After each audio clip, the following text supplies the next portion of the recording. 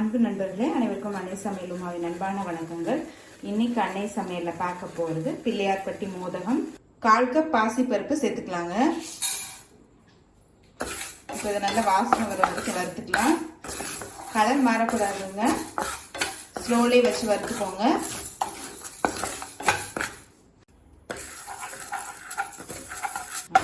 பாசி பருப்பு நல்ல வாசனை வர வரைக்கும் வறுத்தாச்சுங்க. இப்போ இதை எடுத்து தனியாக வச்சிடலாம். இப்போ அடுத்தது 1 கப் பச்சரிசி சேர்த்துக்கலாங்க. ஒரு 2 நிமிஷம் வரைக்கும் நல்லா வறுத்துக்கலாம். பச்சரிசி ஏற்கனவே நான் கழுவி ஈரம் போக காய வச்சு எடுத்து வச்சிருக்கேங்க.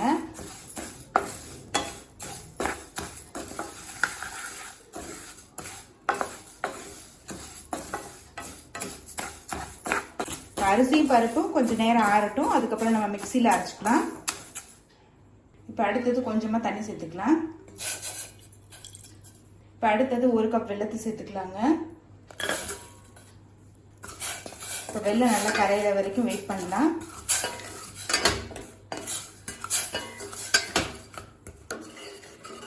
இப்போ வெல்லம் நல்லா கரைஞ்சிருச்சுங்க. இப்போ இதை எடுத்து தனியாக வச்சிடலாம். அடுத்தது நம்ம வறுத்து வச்சிருக்க பாசிப்பருப்பு சேர்த்துக்கலாங்க. வறுத்து வச்சிருக்க அரிசியும் சேர்த்துக்கலாம். இப்போ இது ரெண்டுத்தையும் மிக்சியில் கொரகொரப்பா அரைச்சிக்கலாங்க. இப்போ மிக்சியில் எல்லாத்தையும் அரைச்சாச்சுங்க. பார்த்தீங்கன்னா ரவை மாதிரி இருக்கணும். இப்போ இதை எடுத்து தனியாக வச்சிடலாம்.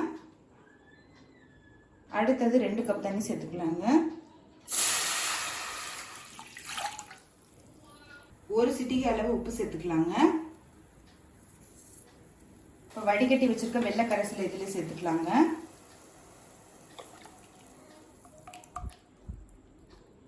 இப்போ 1 கப் பச்சரிசிக்கு பார்த்தீங்கன்னா நம்ம 2.5 கப் அளவுக்கு தண்ணி சேர்த்துருக்கோங்க. இதுல நம்ம பாசி பருப்பு போட்டிருக்கனால தண்ணி கொஞ்சம் கூடுதலாக இழுக்கும், அதனாலதான் இந்த அளவுக்கு சேர்க்கிறோம். கொஞ்சம் ஏலக்காய் பொடி, 1/4 கப் தேங்காய் துருவல், 1 டேபிள் ஸ்பூன் நெய். இது எல்லாத்தையும் நல்லா மிக்ஸ் பண்ணிக்கலாம்.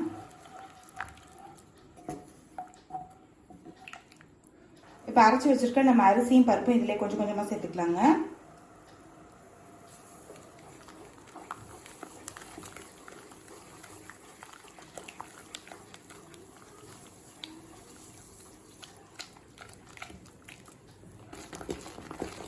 கட்டி இல்லாம இருக்கு, கலரிக்கிட்டே இருங்க.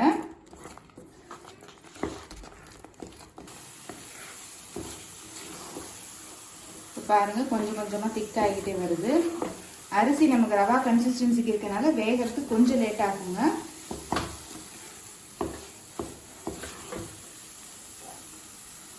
மூடி போட்டு ஒரு 5 நிமிஷம் ஸ்லோலியா இருக்கட்டும். இப்போ இதை பவுலுக்கு மாத்திட்டு நல்லா பிசைஞ்சுக்கலாங்க. இப்போ இதை நல்லா பிசைஞ்சாச்சு. இப்போ நம்ம மோதகம் பண்ண ஆரம்பிச்சிடலாம். கையில் கொஞ்சமாக நெய் இருந்தால் எண்ணெய் தடவிட்டு பிடிங்க. பிள்ளையார்பட்டி மோதகம் பார்த்தீங்கன்னா ரவுண்டாக தாங்க இருக்கும்.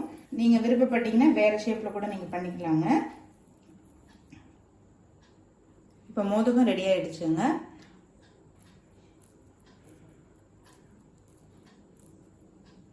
இப்போ இதை வேக வச்சுக்கலாம். இப்போ எல்லாத்தையும் கொழுக்கட்டையாக பிடிச்சாச்சு. இப்போ இதை மூடி போட்டு ஒரு 10 நிமிஷம் ஸ்லோலி வச்சிடலாம். 10 நிமிஷம் ஆயிடுச்சுங்க. மோதகம் பாருங்க நல்லா வெந்திருக்கு. இப்போ மோதகம் ரெடி ஆயிடுச்சுங்க. நம்ம சர்வ் பண்ணிடலாம்.